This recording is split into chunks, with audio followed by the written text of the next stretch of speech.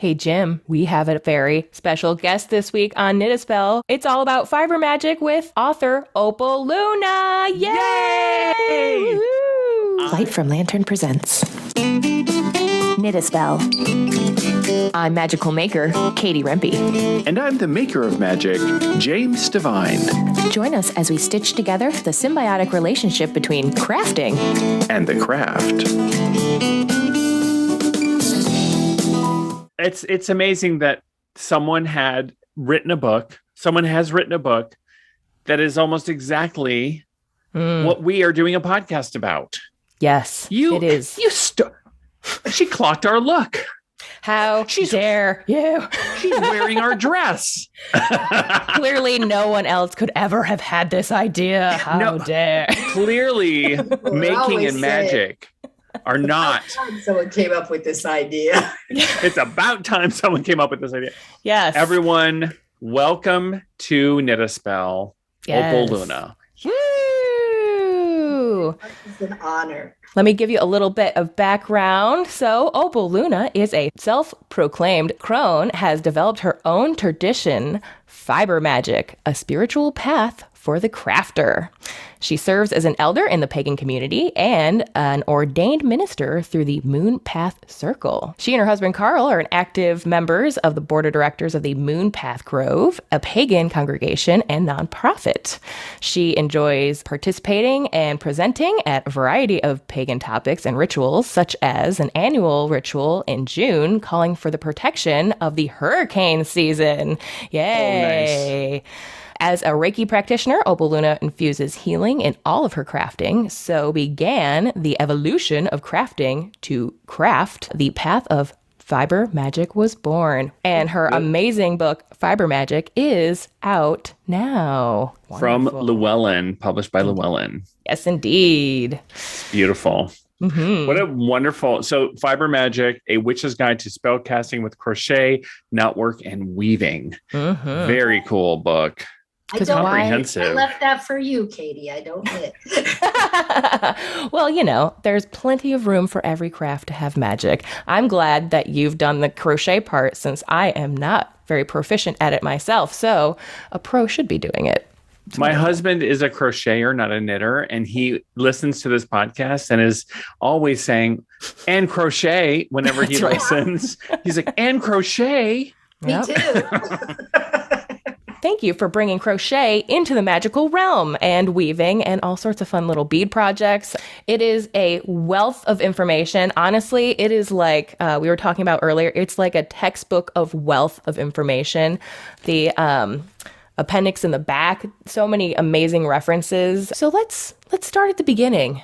How did you get started in the crafting world? Let's start there. Both meanings. Yeah. Well, crafting with a small C came first. As a baby.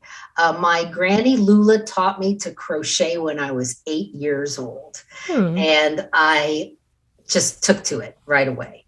And I always felt that it was a source of comfort, escape for me. I could just block everything else out and, all the stresses of being 8 years old. I guess there are some. And I grew up in the 70s, so it was very handy to make crocheted vests and ponchos and stuff like that. So I really just kept going with it and taught myself how to read patterns and use different, novelty fibers. And it was all magical to me, even before I knew it was magical. Then when I discovered that witchcraft was not just, movies and TV, but real life too, I was taken with candle magic and kitchen witchery and everything where you added things in and stirred the pot. I just loved embellishments and colors and herbs and oils. And as I was learning, I thought, I do the same thing when I crochet. I really do. I walk into my craft room and I look at all the yarn and the colors come And, you know, you put them together in blends. Does this go with that? Does that go with this? I've never liked people saying, oh, green doesn't go with purple. You haven't found the right shades, right? Nice. Yes. Go take a trip to a vineyard and you'll change your mind. Green goes very well with purple. So using all the you know, clues from nature, you can put any colors together and they work very well. So it became magical, and I started learning the correspondences to those colors. And, you know, and to me, the word fiber is the very essence of something is made of. I mean, it surpasses yarn and cloth, because you can have moral fiber and you can have fiber optics, and the word just means what something is made of. And you can get right down to the nitty gritty and start with what plant that yarn was made from and what those properties are, you know? So it's layers upon layers that make your little talisman just all that more powerful. Oh, I love that. It's so deep. It's so true. When you talk about moral fiber, when you talk about like what someone's made of, when you Every talk about fiber of my being, it's a saying. Fiber of my being. Yes, right. I hadn't really thought of that until you mentioned it. And that is the metaphysical meaning of fiber.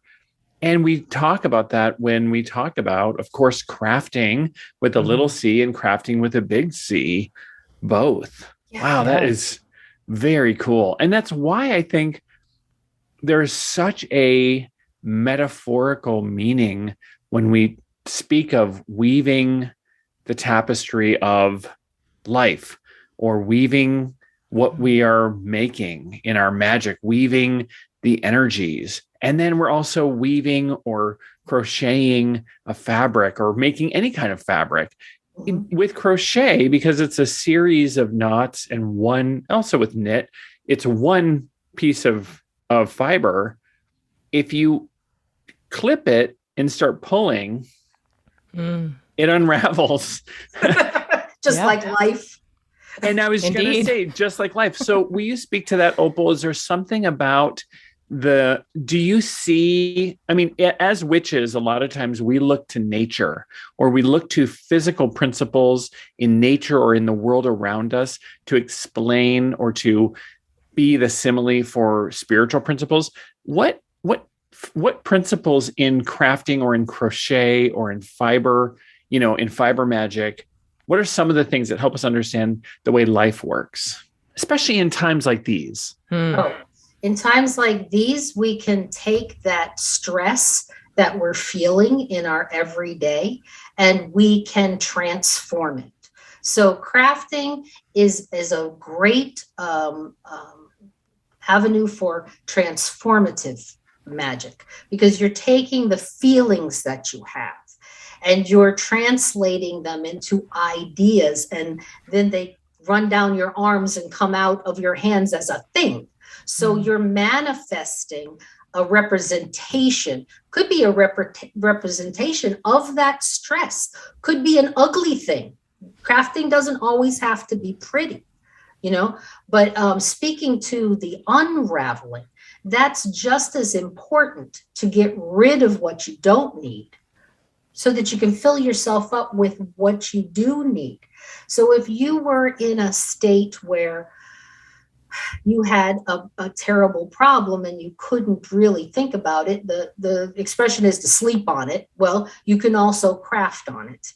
Think about the colors that come to mind. They might be rust and black and brown. And think about the herbs and oils and, you know, the just meld it all together. Make a puppet, an effigy of that problem. And then burn it. Yes. Burn it if you have to. Use natural fibers so you can burn it. I mean, when you're crafting for someone else, especially when you're doing healing work, you don't want that crazy inside of you. It's counterproductive to your healing. So you want to get rid of that first before you can do your real magic for other people. Get rid of that first. You know? That's a great idea. I could also imagine actually crocheting a poppet, maybe something without legs, just a more simple poppet, and then actually doing something and then actually unraveling it and then burning the unraveled remnants. That would be a really cool ritual. You just inspired something that I thought, oh, that would be cool, especially if it was cotton or flax or something that was burnable. Burnable, yeah, definitely. I give it to the Morgan's birds. Cut it up for nest making. Birds. Scattering across the land. Oh my gosh. I do something in my knot magic classes. We do the Gordian knot. The Gordian knot is this crazy knot that couldn't be untied, and Alexander the Great cut it with his sword. So we do the knot magic spell. Knot of one, the spell's begun, and we just do it angry and right on top of each other, and we do it angry, get this big old knot, and then we take our scissors. This is my Boline because it's a curved blade and white handle. Nice. And we just cut that thing up, and then we burn it. That's powerful. I love this. And people love doing that. It's like going into a room and being like, smash it all, do whatever you want. It's one of those smash rooms, but it's a magical version. A magical smash. Maybe I should have a workshop like that at some. Yes. Magical crafters room. The crafters smash room. Oh my gosh, I love this so much. We can just do clay. So often I find crafters don't even want to they're fearful of going back one stitch, let alone we're going to tell you, pull it all out. I can hear every knitter I just made it, but I made it, and you want me to what? But what? Yeah. Yes. But there's a mistake 2 rows back, and that no longer serves you. So pull it back to that mistake and begin again. That's life. Yes, agree. You're actually better more than comfortable with it the more times you do it too. Sometimes in life you can't pull your stitches out, and you got to live with the mistake you made. That's so much better than life. That is what appliques are for. Yes. I have many. A little embellishment, you'll never even know. Yeah, that's what concealer's for. That's right, exactly. It's in the name. Change your life, embellish it. Woo! I mean, that's a great motto. So then it was a clear convergence for crafting and the craft for you. How did this lead to the advent of your book? Well, I self-published a little piece that I lovingly now call the pamphlet. Oh. So it cost me a lot of money. And it just was, it was a nice little pamphlet. It got the attention of Llewellyn because I'm down here in South Florida where the wild hunt, editors, no editors. And I was at Mystic South, a convention in Atlanta, Georgia. And Llewellyn had this offer where they were doing 5-minute pitches. So I had my little book and I had my notes and I was going to do that. And I was setting up my vending table at 10 o'clock in the morning.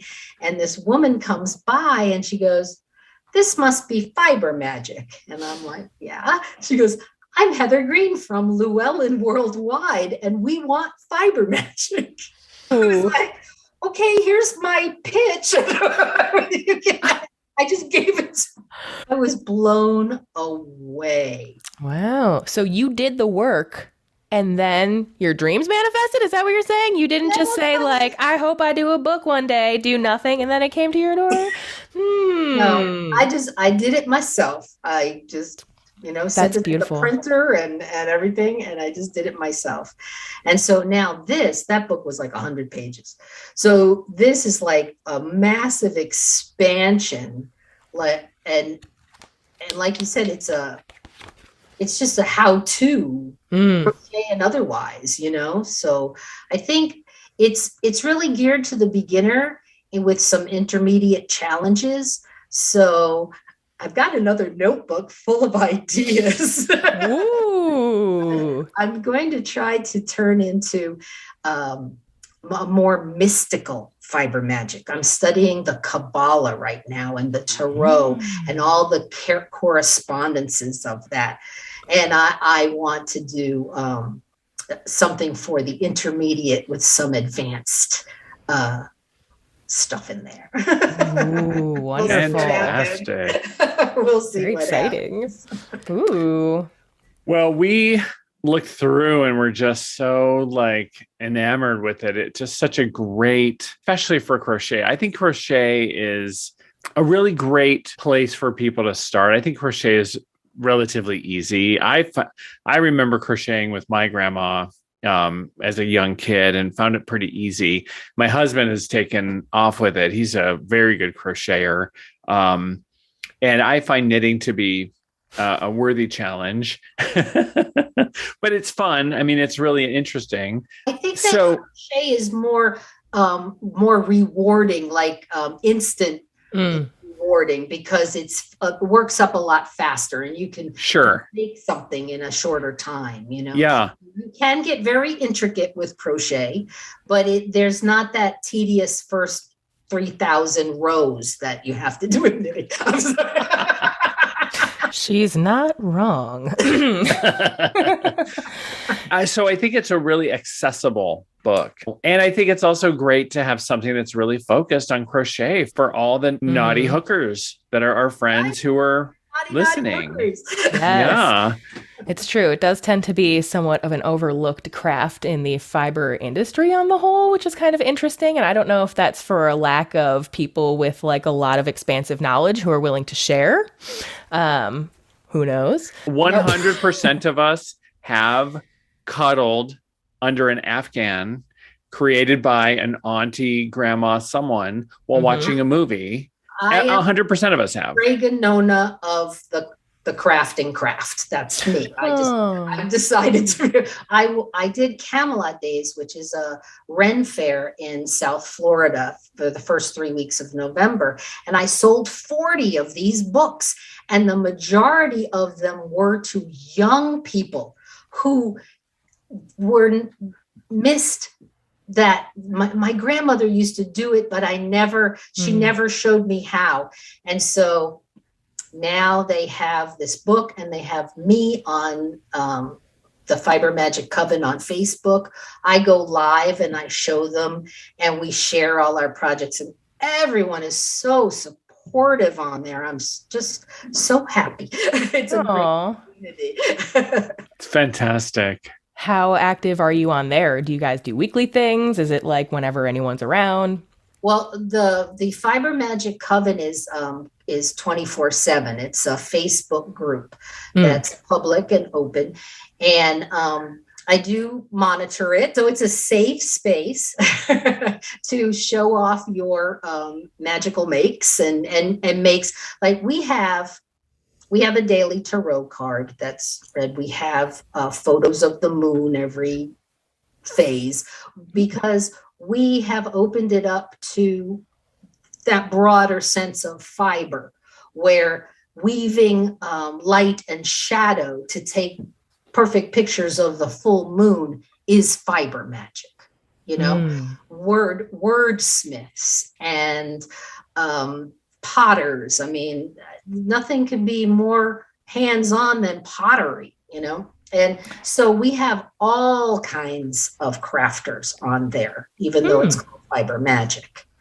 Oh, I love that. Refreshing. Yeah. And I mean, wow. Pottery is a great thing to go with Fiber Magic. I have many a yarn bowl that has survived not being, dropped on the floor. Sorry. Right. And what would you make your magical tools out of? A lot of times they're ceramic, Yeah. So you can put that intention when you're kneading the clay, and you add, what is that clay made of? What kind of earth? Is it earthenware? Is it, what kind of material, what metals are in there, and what color is it? What glaze do you put on it? What do you put in the fire to kiln it? It's just like never ending correspondences. Could be as deep as you want it to be. Hopefully. Yeah. Oh my gosh. Well, let's take a break. And when we come back, we want to get into more questions for Opal Luna about how the book has impacted you, all kinds of recommendations. I want to ask you, well, I think Katie wants to ask you questions too, stories about how magic has worked in your life and other things. We'll do a tarot poll. So stick around. We'll be back after a couple of quick announcements. If you've ever been curious about getting a palm reading with my co-host James Devine, there's never been a better time than now. Not only does Jim offer empowering palm readings to help you tap into the hidden messages in your hands, he's also now offering Divine Hand Tarot readings for a limited time. Find out more about all of Jim's amazing offerings at thedivinehand.com and on his Instagram page where you'll find him as Divine Hand Jim. Hey, Knit a Spell listeners, are you looking for a magical accessory to add to your making or magical toolkits? Well, guess what? We have the perfect merchandise for you from your favorite podcast, Knit a Spell. The front of each bag includes our logo so that you can tell everyone that you're a fan of the best podcast that includes magic and making in the entire world that I'm currently aware of. If you're a maker, you'll especially love the magical sigil I've put on the back of the large drawstring bag, which will help you notice any mistakes in your project sooner than you might expect. The back of the smaller zip bag has inspiring notions to help get your creative juices flowing, and is made from a sturdy fabric to house sharp things like scissors, needles, and more. Both of our Knit a Spell bags are available exclusively at makersmercantile.com. And while you're there, feel free to check out all the amazing making materials they have for knitting, crochet, and more. And we are back. In our second half, we're really interested in knowing about your process of writing your book. So how did the process of writing your book change you as a witch, would you say? Well, I had to get a little more organized. I had to take all those books of shadows and turn them into one book of shadows. And then I had to make it in some kind of sense that other people would be able to understand. And that is the key to pattern writing as well as ritual writing. You've got to think about, we like to think we're very magical people, but we still got physics to think about. People can't be in two places at one time or whatever, and fingers have to move, in such a way. But you have to break it down. And okay, I understand what I said, but would someone else reading this understand what I said? So you really have to slow down and stop cutting all the corners that you think are, not worth mentioning, because everybody knows that. When I wrote my first draft, I sent it in and I thought, oh, they're going to be loving this. And I got 11 pages of notes. And most of it was this is writing a book for Llewellyn is it is the best self-help exercise that you will ever hate. And once it's over, you will love it. Because now I'm in the fun part, doing stuff like this. But once it's going on, they're like, that doesn't make any sense. That shouldn't be there. No. And I'm like, who made up my fiber magic? It was me, right? What? How dare you? Was honing my communication skills, and forcing me to slow down and think about explaining what's in my head to other people. Fantastic. I recommend it to anybody who's crazy enough to try. Oh, I love that. It would never be a bad idea to write a book for Llewellyn. They've been writing them since 1901. I guess they know what they're doing. No, that's a hot minute, I suppose. Yeah. It's fantastic. It really reminds me of the key, as my husband and I do public ritual every so often, we think about, and I love what you said, we can't be in two places at once, at least not physically, and still live. I can be in two places at once, but I probably won't be alive. Right? I can be somewhere spiritually and somewhere physically. That's possible. Astral projection or psychic traveling or whatever. I can be somewhere sort of mentally, like who has ever driven to work and then not remembered your drive, right? Like, thank goodness we have autopilot somehow in our brain. But yeah, you're right. Like there are laws of physics that are sort of like, we are physical beings. We want to embrace that. And I do think about, we got to really think, I mean, how many times have we been to a public ritual, Opal, and the ritualist hasn't done the ritual math? If we have 30 people and it takes each person 3 minutes to do a thing at the altar, we're all going to stand here annoyed for 90 minutes or whatever the math is. Like, we got to actually do that math. This crone needs a chair. Yeah, exactly. This has happened a lot. Like, Katie, you don't know yet, but this has happened a lot whenever we go to festivals, is someone hasn't done their ritual math. And all of us older folks are like, oh no. looking over our glasses at the person like it's just addition. And you're like, it's not hard. You're watching their live and learn moment. Or you know that this person doesn't do ritual math, and you know when they do a ritual, it will suck because of that, and you don't go.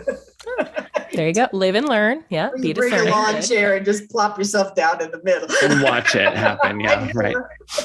So we have a shared experience, Opal and I know, because we're elders and we've been to many of these. So, but this is the similar thing. It's that we learn this sort of stuff. And so you're saying you've learned some of this clarity and some of these sort of physics of that in writing this book. I think it's amazing. It's such a great hermetic. It's very Hermes. It's very like that path. Mm-hmm.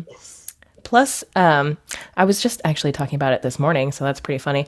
It's funny what we forget as people who are skilled in whatever the craft is to newbies, and it blows their minds. Like, if you're just talking to someone about how to obtain the materials to make a pattern for someone else who's the maker to make for them, good luck explaining all that stuff. It is like a whole new language that you have to crash course into.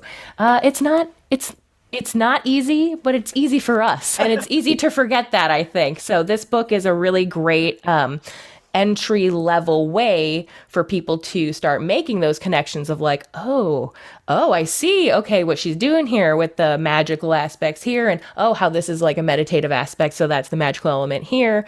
So you have a lot of those beginner things in the book. You kind of hinted that you might have a more intermediate book in the works, but maybe you have some more suggestions on how people could maybe take some of the examples in this first book to like the next level, if they're a little bit more practiced. Sure. It's good for either the craft or the crafter, whatever level you're on, you can bring the other one up to it. So even though you've been in thousands of rituals, you've never done one while you were crocheting. So you've got to bring that level up. You've maybe never really thought about the number of stitches that you're doing and how the numerology works, and and this and that. So you can, once you think about that, then maybe you want to research that a little bit and learn a little bit more about numerology, learn a little bit more about herbology or crystal, whatever your weakness is. Then you say, oh, that's interesting. I never thought I'd have a use for it before, but now I have a use for it. So I want to learn more. And then the person who has knows everything about crystals and herbs and colors and correspondences, that now they're thinking about what kind of embellishments they could put on a simple bag just to carry it to work. to keep your cell phone in when you're waiting for that special call, or what would I use? I know all this. Now, how would I use it and make an actual thing out of it? So wherever you are on the level, just bring the other one up to it, and then you can go from there. The sky's the limit. Great Right? suggestion. Yeah. That is fantastic advice. I love this. I love this. This is really helping. It's how our arms work, right? Have one pull the other one up. We compartmentalize our life. Like, I'm only doing witchcraft. And that's sort of like climbing a mountain only with that one hand. But if I combine those two things together and I'm like, oh, have I like used my other hand of like crafting to help pull that up to the level of my craft, of my witchcraft? And now, okay, well, now can I pull my witchcraft up to the level of my crafting? This is genius. That is such an elegant way to describe it, Opal. I'm delighted by that. And it's a great way to reinvigorate something that you already know a lot about. Again, going back to that student mentality, it's very easy to be like, well, I already know how to do this. But if I'm so bored by it. Yes, exactly. It's stale. Yeah, stagnant learning situation. Yeah. Oh, I used to dress candles when I was a baby pagan, but I wouldn't do that now. Why not?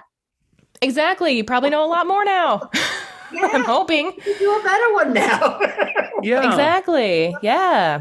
Yep. It's craftiness. I want to make the spiritual more crafty and the crafty more spiritual. That's it. And that's it. That's exactly it. Everything becomes more meaningful. And then it also bleeds into everything else. What else could I incorporate? If it's crafting, I mean, whenever we do magic or ritual with our coven, we always say we put the craft in witchcraft. I mean, we have said that for years because we're always doing something as the working during our rituals to, we're making a witch's ladder, or we're writing our intentions on a piece of flash paper and putting it into a fire cauldron. I mean, it's just the stuff that witches do. All kinds of stuff, right? Yeah.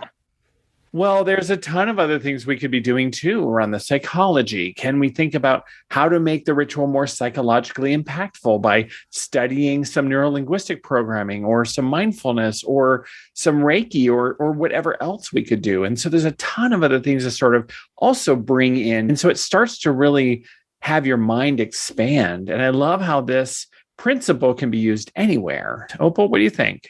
Yes, anywhere. In fact, you'll find that you use it all day, every day. Once you've added your craft, your hobby to your witchcraft, then witchcraft isn't something you do on Friday nights anymore. It's something that you do every day. And you'll be constantly looking for ways, stirring your coffee or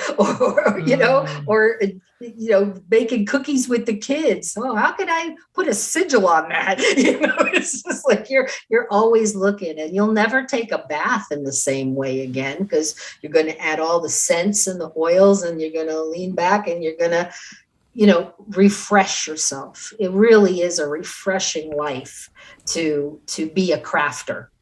It starts to become living a magical lifestyle rather than something I just do between 6 and 10 when I'm at ritual. Right. Mm-hmm. Yes, exactly. And that's something we talk about all the time, making it your lifestyle instead of just something you do when it's convenient that you remember about. Right. Mm-hmm. Yep. All right, Opal, I want to know the most magical project you've ever made. Tell us a quick little story about something you've made that just blew your mind. Okay. I was working with a man whose aunt was in hospice. She was from Puerto Rico, and she was crying every day. I mean, she was crying that she would never go back to Puerto Rico again. So I made her a Lapkin in the colors of the Puerto Rican flag. And he took it to her, and she grabbed it, and she never let go. She stopped crying, and they buried her with it. Oh wow. What did that mean to you, or to him, or to her? to him, he was so thankful. He could not, he had no words. He was crying when he told me about it. And that was the day I realized, and I said it out loud at work, because, all different religions around me. And I said, I think this is my ministry. And several evangelistic people started hooping and hollering, yes, this is your ministry. Say it again. Testify. This is your ministry. Yes. And you are hooked. I was hooked. That was another, milestone on my path of I'm heading in the right direction here. Wow. What do you think that Lapkin brought? What energies, what did it bring for her, do you think? Mm-hmm. Well, comfort that she wasn't as far away, maybe that she thought, that she could be there in her mind. Because, I was thinking about, I wasn't doing it ceremoniously or ritualistically. And I don't even think that's necessary. But I knew that she was crying and she wanted to see her homeland again. Mm. So that was on my mind while I was making it. So maybe when she grabbed it, she saw that. Mm. Maybe she remembered. Oh, so beautiful, Opal. What a gorgeous story. Yeah. You knew exactly what she needed. Yeah. Yeah. And I have a connection to the pieces that I make. So when I make something for someone, sometimes it'll come up in my mind. Oh, I remember that dragon blanket that I made for so-and-so. I better send that a little zhuzh because maybe they need it. Mm-hmm. If they do, I always send it. If they're still receptive for the greater good, zhuzh. And I just send them a little something, and because maybe they need it at that time. Who knows? Oh, beautiful. I typically find whenever you get those little I wonder about so-and-so. It's usually a good thing to act on it. Yeah. Yeah. Mm-hmm. That's why I have my Fiber Magic emergency kit. What does that entail? Tell me more. So you put a couple of yarns in there that mean like protection to you and healing to you. I got a little rosemary oil. I got a little fluff that smells like pumpkin spice and a crystal. And my little scissors. I keep a special one of my oldest crochet hooks. Look, the gold is worn off of that one. And a little scissors and a needle. And that's just there so that it's always mollifying and ready to go. If I find out someone is not feeling well, I can do a little thing. I make a chain and I put well wishes in the chain. And then I unravel it and send it out to that person. I love this. I love this idea so much. Is that in the book? Yes. In the book, I didn't see that. In the book, it just mentions that when you're preparing yourself, in like the first chapter, when you're preparing yourself, you can put your stress in a chain, and then you can pop it away from you. And you can also put well wishes or health in the chain. Whatever you put in that chain, when you pop it, it goes out to where it's needed. It's like a party popper. Breath to keep whatever you need for yourself, because there's no shortage of the mother's love. This is genius, but making a little kit. Okay, this is what we can use our little notions bag for, Katie. Yes. Oh my gosh. You can put that in a notions bag, your little quick emergency magic rescue kit. Yes. Rescue kit. Oh my gosh, we gotta make those. You may be able to buy them someday. Well, you let us know. Yes. Magic. Awesome. Opal, this has been so much fun. Well, let's pull a card. Let's do some divination, Katie, shall we? All right. So you'll love this. If you haven't seen any of our past episodes, we do an oracle card pull with the Stitchers Oracle. Do you have that deck, Opal? I do not. I do not. I only have one tarot deck. Isn't that weird? I'm studying it now. I got to get into it. I just took a class once. I don't know. I'm just like, I got a lot more to learn. Isn't that the best part of life? It'll never stop. That's right. Yeah, maybe someday there'll be a Fiber Magic tarot card deck.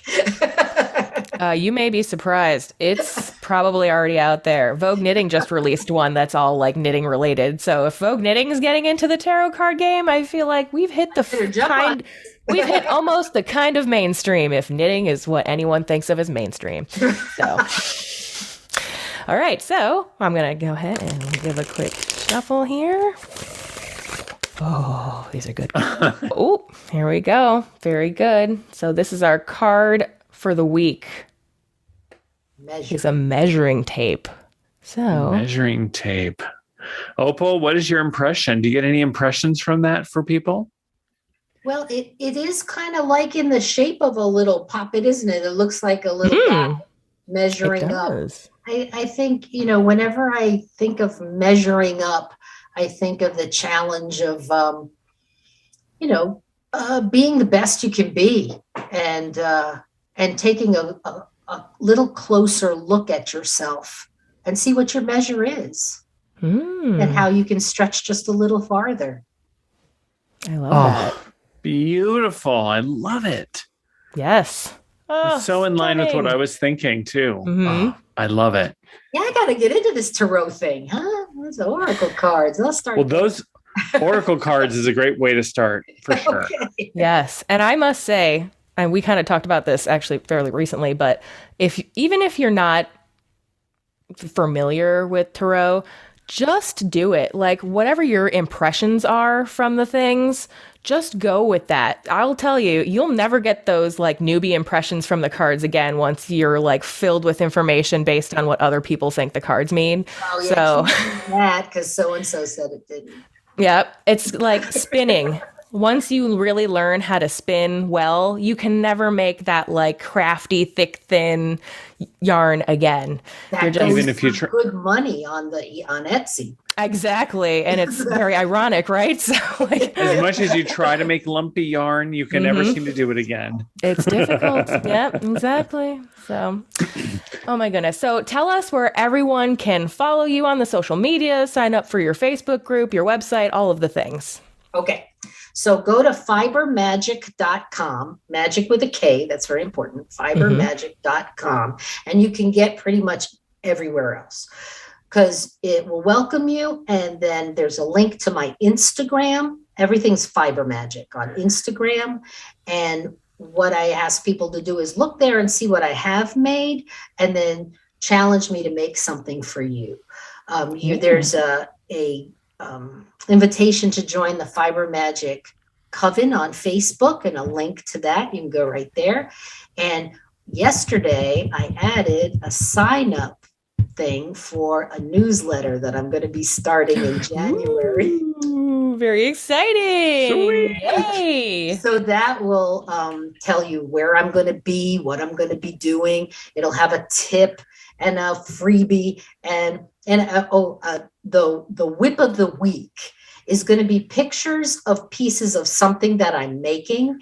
And if you go to the coven and you guess correctly, you get 10% off that thing if you want to buy it. Ooh, fun. Fabulous. Gosh, my muggle job is to teach customer service. I've been teaching customer service for a living, but I'm retiring at the end of this year. So starting January 1st, I'm going to be a full-time fiber magician and just sell myself. Yes, I love this. Today's January 5th. So you have already retired for a week. I'm already by airing. Yes. I'm done. You retired 5 days ago. That's right. What a relief. I'm going to turn off the alarm clock now. Oh my gosh. Today I just get up and think of another way to promote Fiber Magic. That's it. So fun. My job. It's so fun. Well, thank you. It's been so much fun having you on the show. A distinct pleasure. I can't wait to meet you in person. The next time I'm in Florida, totally going to hang out with you. We have a mutual friend, someone that's in the Fiber Magic Coven knows you and said you were a wonderful man. Oh, well, then I clearly know him well. Oh, now I want to know who and where. That's right. I want to join that coven. To see what we're saying about you. Yes. I know. Yes. Well, I hope that you post. I hope that you post some of the links to Knit a Spell or let people know that the podcast is free and maybe of interest to people in the coven. You're all certainly over the fun. coven. Woo! You're all over the coven already, and fun. And actually, if you want to come on, and you can always promote. Everyone is free to promote everything that they do in the coven because we're all here to support each other. I hope that everyone listening signs up, checks out Opal Luna, fibermagic.com with a K. Yes. Go and check it out. If you're listening to this podcast and you're not part of Opal Luna's community, you're missing out because it's completely where you should be. Absolutely. The only thing that's missing from that coven is you.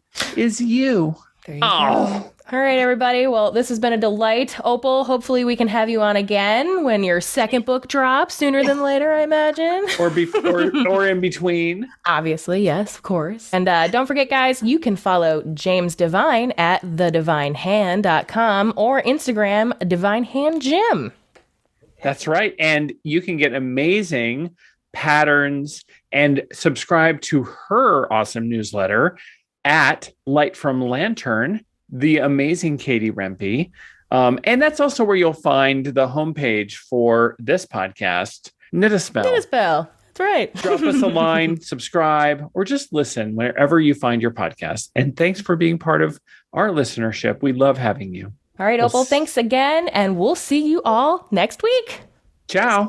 Right. Bye-bye, everybody.